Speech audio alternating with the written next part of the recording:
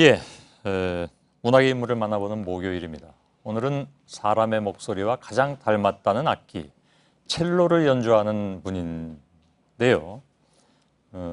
보통 분은 아니시고 세계적인 첼리스트십니다. 요즘 사실 그 조성진 씨를 비롯해서 우리 클래식계 젊은 아티스트들이 세계적으로 크게 인정을 받고 있는데 바로 그 시작점에 계셨던 분이라고나 할까요? 이미 50여 년 전에 한국의 음악성을 세계에 알린 분, 설명이 필요 없는 첼로의 대가 정명화 씨를 오늘 스튜디오에 모셨습니다. 어서 오십시오. 안녕하세요. 예. 의자가 좀 낮게 돼 있는 것 같습니다. 누가 좀 와서 이렇게 의자 좀 높여줄까요? 예. 아, 그냥 앉아 계시면 예. 예, 됐습니다. 네. 예. 됐어요? 편하십니까? 네, 편해요. 동생분 되시는 정경화 씨도 바로 이 자리에 나오셨었습니다. 지난번에 봤어요, TV로. 예. 뭐 워낙 그 유쾌하셔가지고 스튜디오 분위기가 굉장히 좋아졌던 기억이 나는데 오늘은 특별히 또 제가 마지막에 끝날 때 첼로 연주를 부탁을 드려서 어떨지 모르겠습니다. 글쎄 제가 이 스튜디오 소리가 어떨지 그게 제일 걱정이에요. 예. 좀 아까 리허설을 해보신 걸로 알고 있는데 살짝 소리 내봤는데 울림이 없어요. 그렇지만 할 수 없죠 뭐. 벌써 하기로 했으니까. 예. 울림이 있어야 되는데 그죠? 그럼요. 예. 제가 전문가는 아니지만 예. 사실 오늘 모시는 그 이유는 감독이라는 타이틀을 가지셨길래 많은 분들이 익히 알고 계신 평창 대관령 음악제. 네. 작년까지는 대관령 국제음악제라고 들었는데 이게 이름이 바뀌었습니다. 그렇죠. 네. 예. 왜 바뀌었을까요? 네, 처음에 저 음악제 시작했을 때 평창 동계올림픽을 유치하는 그 노력의 일환으로서 예. 음악제를 시작했어요. 예. 근데 이제 처음에 물론 평창 이름을 넣는 생각을 제일 먼저 했죠. 근데 외국 사람들이 발음하기가 평이 참 힘든 데다가 예. 또 평양하고 또 좀 헷갈려하고 예. 처음에 좀 그런 게 있었어요. 대관령도 쉽지는 않을 것 같은데. 네, 그래서 대관령은 한국 사람한테는 저는 너무 이름이 좋아요, 대관령. 예. 그래서 영어로는 Great Mountains. 근데 Great Mountains는 했는데 저는 그게 마음에 안 드는 게 좀 국적불명. 그러니까 그렇죠. 예. 네, 그게 뭐 중국에 있을 수도 있고 어디 딴 데 큰 산. 예. 그래서 쭉 그랬는데 이번에 바꾼 이유는 그동안 이제 평창이 조금 더 알려졌고 예. 또 저희가 또 2년 후에 하니까 그렇죠. 그것도 더 알리는 의미에서 이번에 그렇게 바꿨어요. 예. 저 동생분이신 정경화 씨와는 공동 예술 감독이시잖아요. 네, 그렇죠. 근데 그 부예술 감독이 또 생겼더라고요. 네. 그 밑에. 네, 근데 그분도 바로 이 자리에 나왔던 손여름 씨 피아니스트. 네. 예. 뭐 워낙 뭐 손여름 씨는 다 아는 그런 분이기도 한데 우선 뭐 세대 차이는 좀 나는 것 같습니다. 많이 나죠. 잘 교감이 되십니까? 네, 그렇지 않아도 한 10년 전부터 알고 지켜봤고 예. 또 저희 페스티벌에서도 몇 년째 와서 연주를 하고 예. 하여간 많이 알아졌는데 굉장히 아는 게 많고 예. 또 마침 지난 겨울에 겨울 페스티벌을 했는데 거기는 아무래도 젊은 청중들이 많이 오고 예. 그래서 생각하다가 젊은 청중을 위해서는 젊은 사람이 같이 일을 하면 좋겠다. 서로 의논하면서 하는 것도 좋을 것 같다. 예. 그렇게 어떻게 인연이 됐어요. 그래서 예. 할 수 있겠냐 했더니 아주 기꺼이 좋다고 그래서 예. 그래서 시작했어요. 아이고 대선배가 하라는데 그럼 뭐 안 할 수 없고 알겠습니다. 그런데 이번 음악제 주제가 좀 재밌습니다. 네. 비비자로 이렇게 돼 있던데. 그게 참 항상 영어로 하고 저 한국말로 찾는 게 매년 쉽지가 않아요. 예. 왜냐하면 뉘앙스가 틀리기 때문에 그대로 하면은 이번에 그러니까 외국에서는 사실은 큰 페스티벌도 그렇고 작은 페스티벌도 3B 그러니까 바흐, 베토벤, 브람스 그걸 주제로 한 페스티벌이 꽤 있었어요. 예.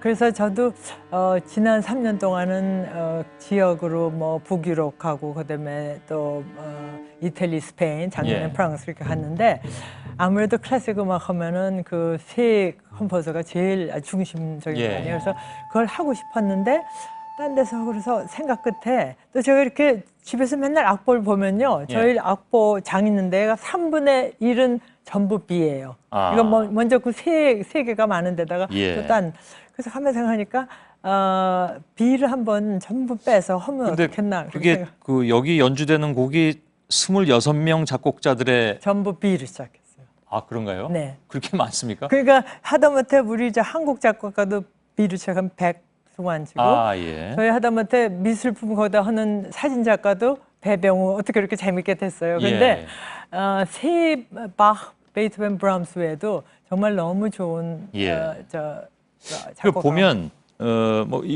아까 앞에 말씀하신 바하, 베토벤, 브람스는 워낙 오래된 분들이고요. 네.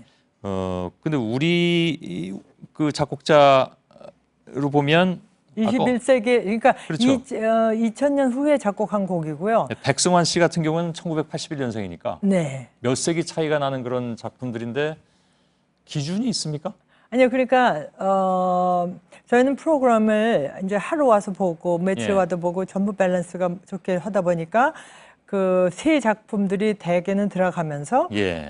그 외에 현대곡 그러니까 바로 곡들이도 꽤 이렇게 있고요. 예. 또 19세기 곡, 18, 19 딴 그래서 이렇게 섞어서 또 현대 20세기, 21세기까지 그러니까 아주 그렇군요. 최근에 쓴 예. 이번에 또 크리스토 베르그라고 또 알반 베르그 그 전 세계 점점 어려워집니다. 그렇게 다 여러 가지로 섞여져요. 그러니까 여러 가지가 예. 셋을 놓고 다 이렇게 엮어져서 예. 사실 한번 비컴포저가 이런 사람이 있구나 정리하는 것도 참 좋고. 그럴 것 같습니다. 네.